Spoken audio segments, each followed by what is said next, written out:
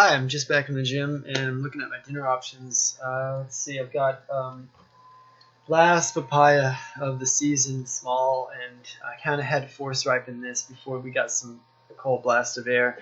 It's a shame, I've got like 40 papayas up in the tree that they're going to go dormant. Some of them, I found some of them actually are okay after they've sat over the winter.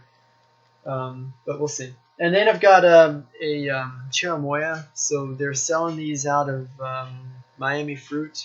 I got a case of these a couple weeks ago. This has been in my fridge. It should be greener than this. I'm going to try. It's the last one, and it's probably not going to be. I waited too long on that. And I've put some mango in here. This is an unripe mango from the grocery store, but it's still it's called a climacteric fruit.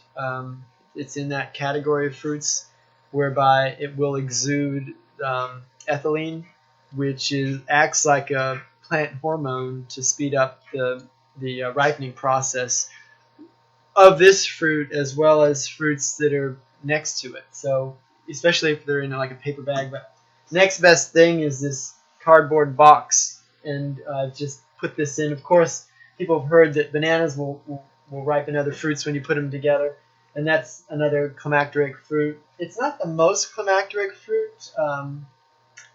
There are others, I think, like apricots and maybe plums or something. But there's others that, and maybe even guavas, that will exude more of the ethylene than the banana. But anyway, it all helps, and I get a mixture. Papayas do the job too. Some are non-climacteric fruits that won't exude as much of the ethylene, like strawberries, raspberries. I think passion fruit's in there. Yeah, because passion fruit doesn't ripen at all once you get it off the vine. So anything that's going to ripen after you pick it off the plant, the tree, the shrub, the vine is going to be exuding more of the ethylene and be more climacteric than others. Anyway, so that process is underway. I'm trying to kind of force ripen these guys, these black sapote, or chocolate pudding fruit. And if you have not tried one of these, and you say you are an ex-vegan, I have a problem with that, because you're going to get with this kind of a fruit, this fruit particularly, you can get, I'm going to have, so there's black spots, and when these ripen, I've got a case of them, an extra large case. This has got some give to it. This will probably be ripe in the next 2 days. But you're going to get the where it's darker than other areas of the fruit, and this will turn a little more spotty black on this. You're going to get more of a dark chocolate, fudgy, gooey flavor consistency, as opposed to more of a drier milk chocolate, lighter colored inside of the fruit. It's all going to be brown, whether it's dark or light brown. I actually like the milk chocolate kind of dry. It's kind of like a chocolate cake. It's dry like that when it's somewhat ripe. But when it's just becoming ripe, you'll have that milk chocolate cake, dry kind of flavor and texture to the fruit. And then when it's more ripe, it becomes gooier and more like fudge, dark chocolatey, and moister. But for sure, the sugars develop as it ripens on this black sapote. And these guys, I pre-ordered this also from Miami Fruit. I don't work for Miami Fruit.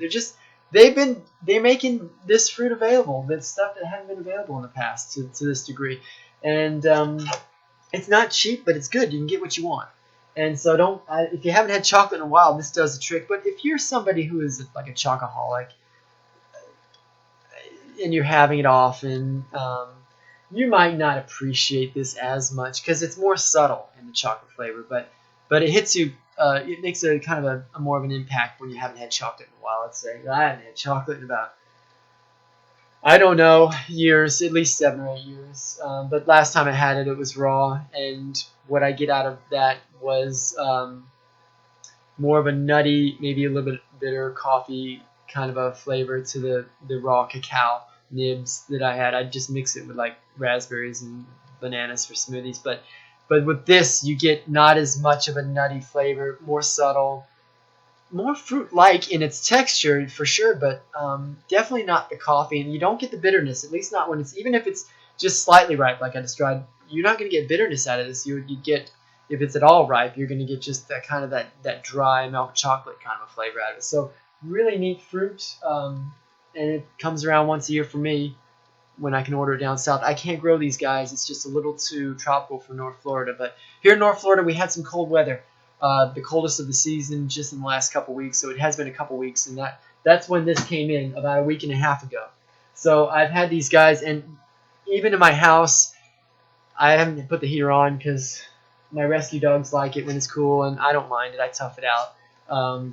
Just leave it without the heater, and so this stuff isn't going to ripen as fast. But if I just had this house was 5 or 10 degrees warmer, these would be, I'd have some ripe ones by now because they've been sitting for 8 or 9 days. So it's kind of risky because I don't want to extend the period where it's just in between, like it's not being force ripened. So it's a little cool, so it's not ripening. It's just kind of sitting, and so I don't want that. So tomorrow warms up some more. Today warmed up. They've got the last couple days.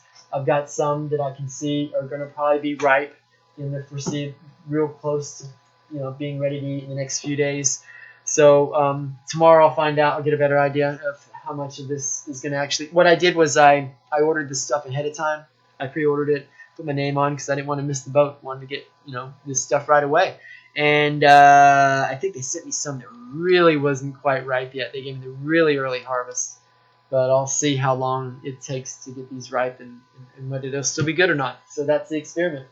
Got my bananas doing the job for me, and I'll just keep this in the warmest room in the house again tomorrow. And I know I'll get something, but hopefully I'll get, it's probably about 30 pounds of fruit. And so that's going to be good to munch on. So let's see. I doubt, I don't expect much out of this papaya, this last one of the season. But you know what? Yeah, it's nice. It's not a rich flavor, but it's not crumbly dry either. It's still, you get the homegrown papaya. It's just another league. I know there's not much color to it, but it has a nice kind of scent to it. In fact, if I put a little bit of lime juice on this, I'll take one of my limes that I've got in my backyard. Lime, citrus are non-climactic fruits. Once you take them off, they're not going to ripen afterwards, but I can pick one a little earlier anyway, just to squeeze the juice on this. And it makes this taste like Fruit Loops, the papaya that is. It gives it more flavor, so I'm going to do that in a minute. Just squeeze some of that zest on there. I just want to taste a little bit of it. Yeah, it's not bad, even though there's no color to it. That just goes to show you, even the stuff you get in the store, they can spray it with ethylene, synthetic ethylene. They can force ripen it, and they can pick it before it ever gets ripe. And it still won't be as juicy as this, and it won't even have as much flavor as this, and it can be a darker color. So there you go. But that's not bad, actually. It just doesn't have a lot of flavor. And now my last one, and this one here is going to be overripe. No, it's all right. Yeah, no. Parts of it are overripe. So, no, it's actually sweet. Yeah. Okay. Let's get some of that pink around there. And then it's going to be a little overripe. A little bit of pink there before it turns brown. That's not bad. So that's very good. So what we're talking about is Cherimoya. It's in the Annona family from South America. Again, if you call yourself an ex-vegan or an ex-plant-based dieter, and you haven't had Cherimoya, this is among one of the, some people will regard it as one of the best tasting fruit in the world. And it's got an apple custard flavor to it. It's also related to the custard apple, which is smaller, maybe a little bit firmer on the outside, kind of more like bark, but still skin on the outside. You don't eat skin on these. But the seeds all look kind of similar. They're about this big. That's a classic Annona seed. It looks a little bit like a watermelon, but thicker. And it's about the same size. This is also related to soursop, sweetsop, pawpaw, and so I've just rattled off some of the best tasting fruit in the world. And you gotta try it, even if you're not vegan.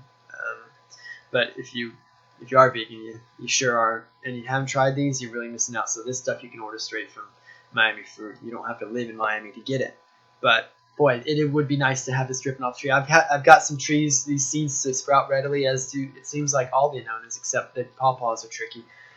But yeah, I've got they're leggy. They've got huge, broad leaves. They look kind of tropical, but just a little too cold here. I just haven't had it flower. It defoliates every winter, most winters actually. But last couple winters, I've had some still leaves stayed on the tree, but I still didn't get any flowering out of them. They're like 8 years old. I planted them from the seed. But anyway, if you're a little further south from North Florida, you'd probably be able to grow it. And so I don't know why more people aren't. But anyway, that's that.